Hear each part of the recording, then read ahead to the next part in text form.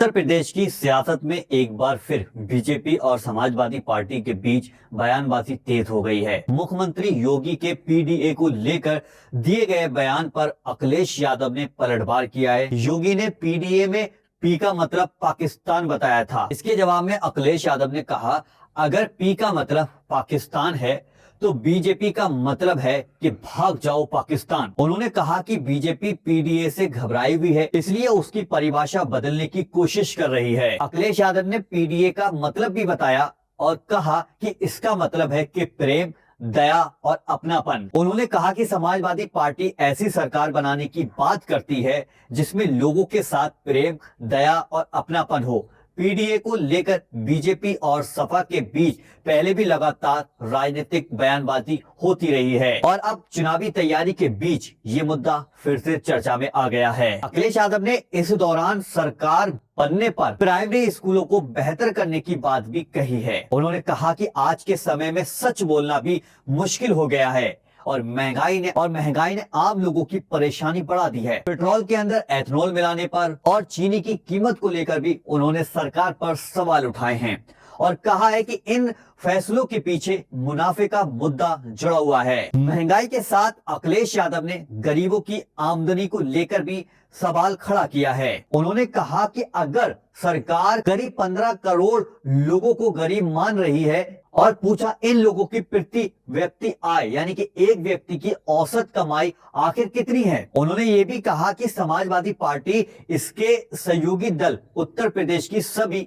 403 विधानसभा सीटों पर तैयारी कर रहे हैं और इस बार तैयारी पहले से ज्यादा मजबूत तरीके से की जा रही है। अखिलेश यादव ने गठबंधन और सहयोगी दलों को लेकर भी अपनी बात रखी है। उन्होंने कहा, किसी को छोड़कर नहीं जाती बल्कि लोग समाजवादी पार्टी को छोड़कर जाते हैं। उन्होंने बीजेपी के सहयोगी दलों को ज्यादा सीटें देने की बात पर भी सवाल उठाया है और कहा है अगर उनकी पार्टी ने सहयोगियों को 30 सीटें दी तो उन्हें भी ज्यादा सीटें देनी चाहिए। उनके मुताबिक सीटों के बंटवारे में सम्मान का भी ध्यान रखना चाहिए। प्रयागराज और लखनऊ में जल भराव को लेकर भी अखिलेश यादव ने सरकार पर निशाना साधा है। उन्होंने कहा कि विकास के नाम पर करीब 1 लाख करोड़ रुपए खर्च होने की बात कही जाती है, लेकिन इसके बावजूद शहरों में पानी भरने की स्थिति बनी हुई है। यानी उनका सवाल साफ था कि अगर इतना पैसा विकास पर खर्च हुआ है तो फिर बारिश के समय शहरों की हालत ऐसी क्यों हो जाती है। बुलेट प्रूफ जैकेट को लेकर भी पूछे गए सवाल पर अखिलेश यादव ने कहा, जब उन्हें जैकेट मिलेगी तो वो उसे सामने वाले को दे देंगे। उन्होंने कहा कि इन्हें इसकी जरूरत नहीं है और जिन लोगों को इसकी जरूरत है उनसे जाकर पूछना चाहिए। इस बयान के जरिए उन्होंने अपनी सुरक्षा से ज्यादा यानी सरकार की योजनाओं पर सवाल खड़ा करने की कोशिश की है। अखिलेश यादव ने डेयरी कारोबार को लेकर भी बड़ा वादा किया। उन्होंने कहा कि अगर समाजवादी पार्टी की सरकार बनती है तो ऐसी डेयरी पॉलिसी यानी कि दूध और पशुपालन से जुड़ी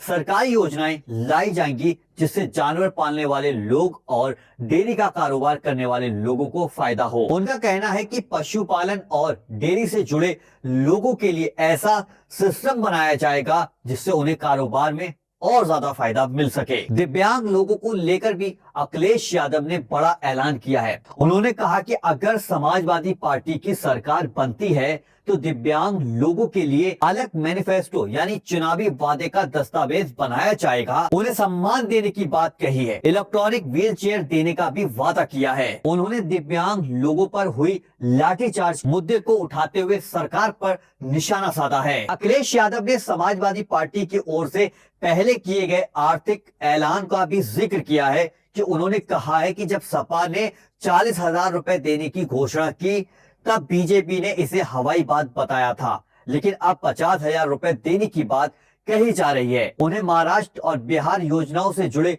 लोगों के नाम हटाए जाने का भी दावा किया है और सरकार से इस पर जवाब भी मांगा है। गौमूत्र को लेकर पूछे गए सवाल पर अखिलेश यादव ने अपने अंदाज में जवाब दिया। उन्होंने कहा कि उनकी पार्टी के कार्यालय में 200 लीटर गौमूत्र रखा हुआ है और सवाल किया कि इसका पैसा आखिर कहां से आएगा। इस बयान के जरिए उन्होंने सरकार और बीजेपी के कुछ मुद्दों पर तंज भी कसा। कुल मिलाकर अखिलेश यादव के इस बयान के बाद यूपी की सियासत में एक साथ कई मुद्दे गर्मा गए हैं। एक पीडीए को लेकर योगी आदित्यनाथ के बयान का जवाब देने से लेकर महंगाई, स्कूल, गठबंधन, जल भराव, डेयरी, दिव्यांगों के मुद्दों तक अखिलेश ने सरकार पर कई सवाल खड़े किए।